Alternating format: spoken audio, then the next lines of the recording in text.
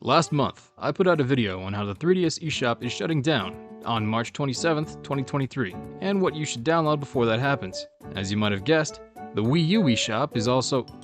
The Wii U eShop? The Wii U eShop? That sounds a lot weirder out loud than it did in my head.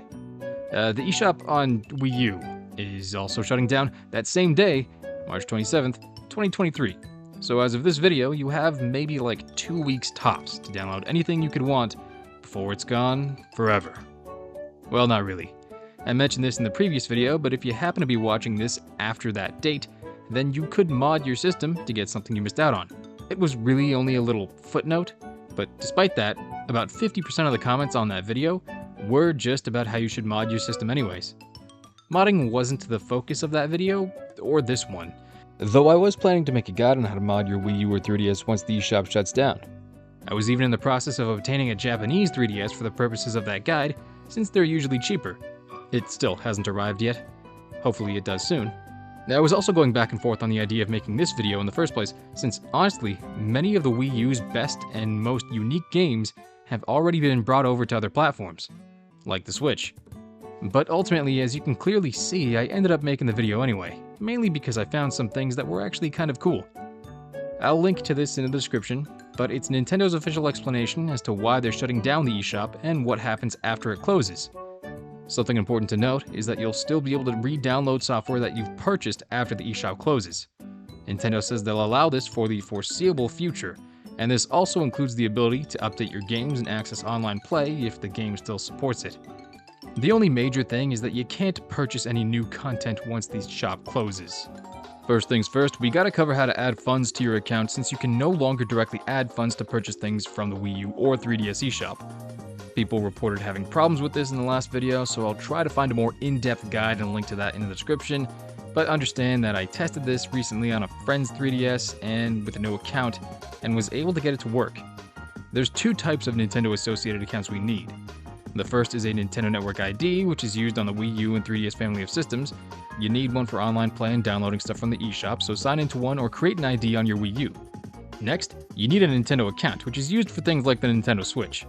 If you sign into your Nintendo account on an internet browser, you should be able to find a setting to link various accounts, and you need to link the Nintendo Network ID to the Nintendo account.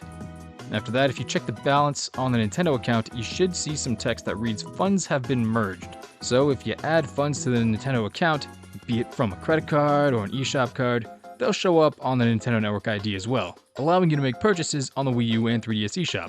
This should continue to work until the eShop actually shuts down on March 27th. If for any reason this isn't working for you, then the problem might be a regional thing. I'm not entirely sure. Again, I'll try to link to a more in-depth guide in the description. Maybe they have something I missed. With that all covered, we have to talk about the unfortunate truth of the Wii U. Like I said, most of the Wii U's best and more unique games have already been ported to other systems, and those versions of the games are mostly superior. To give you a quick example, there's Pikmin 3, Donkey Kong Country Tropical Freeze, New Super Mario Bros. U, Mario Kart 8, Bayonetta 2, Super Mario 3D World, Legend of Zelda Breath of the Wild, Pokémon Tournament, the list goes on and on. And it's not like buying those games on the Wii U is going to be significantly cheaper than buying them on the Switch or something. Now, what's left behind for the Wii U exclusively is kind of lackluster. For example, there's Paper Mario Color Splash.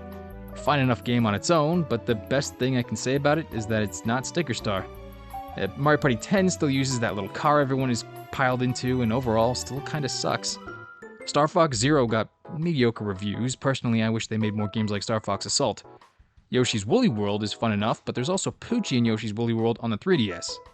And of course, we have the sequel, Crafted World for Switch. Animal Crossing Amiibo Festival. And Nintendo probably wants you to forget that game ever existed. You can't even buy it on the eShop. Then there's the first Splatoon, which I have not played, but I heard Splatoon 2 does pretty much everything the original game did, but better. Oh, and Mario Maker. While we do have Mario Maker 2 on Switch, there's a good chunk of people that prefer the original. However, there's one major catch. Nintendo shut down online functionality for this game, so you can no longer download other people's levels or upload your own, which effectively cuts off half the point of Mario Maker. You're probably wondering, what good games does the Wii U even have left that aren't on other platforms yet? Well, there's Xenoblade Chronicles X, which I'm really surprised hasn't been ported to Switch yet given the popularity of the series. Nintendo Land came bundled with some models of the Wii U. It's pretty fun and is something you couldn't really port over to any other system due to the unique control scheme. NES Remix 1 and 2 are really fun to pick up and play. I think those games are on 3DS as well, but still worth a look. Wind Waker and Twilight Princess HD are definitely worth grabbing. How those haven't come to Switch yet, I'll never know. And Twilight Princess HD physical copies are also getting expensive, so it might be nice to grab digital. Game & Wario is fairly mid for a WarioWare game, but there's a fun mode called Gamer where you have to play minigames on the Wii U gamepad and avoid getting caught by your mom on the big screen. Super fun use of the Wii U's main gimmick. Super Smash Bros. For Wii U has the Smash Tour game mode and maybe like a couple stages that aren't in Ultimate, but you might as well just play Ultimate. Kirby and the Rainbow Curse is a game that I haven't played, though I did play Canvas Curse on the DS, and both seem to make great use of the touchscreen to guide Kirby through levels. A Wii Sports Club is basically an HD remake of Wii Sports, and everyone loves Wii Sports. Comes with a catch though. It's free to download, but with limitations on your play unless you buy each sport as DLC. And this gets us into talking about DLC, but there's not much to say. The eShop has a section for games with DLC if you want to take a look, but there's really not many here. Something that did catch my eye here was Fatal Frame, Maiden of Black Water, which is an eShop exclusive game that is a free download because it's just the trial, and the full game unlock is counted as DLC for whatever weird reason. I guess we should talk about other eShop exclusives, since those games don't have physical copies and may disappear forever when the eShop shuts down. Of course, they also have their own little section on the eShop, and there's not many of them. The three that caught my eye were the before-mentioned Fatal Frame, Pushmo World, and Dr. Luigi. Still surprised we haven't seen the Pushmo series come to Switch, and Dr. Luigi came out during Nintendo's Year of Luigi, which as far as I recall was one of their worst financial years, and I'm sure they'd want you to forget it ever happened. I took a look through whatever freebies were available on the eShop, but nothing really stood out that much to me personally. Something that did really catch my eye was the Virtual Console. The Wii U Virtual Console supports NES, Super Nintendo, Game Boy Advance, Nintendo 64, Nintendo DS, and the Wii. Yes, emulation is always a thing, but if you want these games on the Wii U legitimately, then they're here, I guess. Or get them as part of a Nintendo Switch Online subscription, which is what Nintendo seems to be focused more on now. It is a little unfortunate that if you buy some of these games here on the Virtual Consoles, you don't get further access to them on the Nintendo Switch. Maybe Nintendo will change this in the future, but we'll have to see. Now I am glad I waited quite a bit to make this video since Nintendo announced Game Boy Advance games were coming to the Switch, which is fantastic. But what about Nintendo DS games? The Wii U Virtual Console is the only way to legitimately purchase digital copies of these games to download and play them. No other Nintendo system lets you download DS games. As far as I know, not even the DS or 3DS themselves let you do that. And DS games work pretty great on the Wii U. There's different display modes, and one of them has the tablet acting as one screen with touch capabilities, while the TV or other monitor that you plugged into can act as the second screen.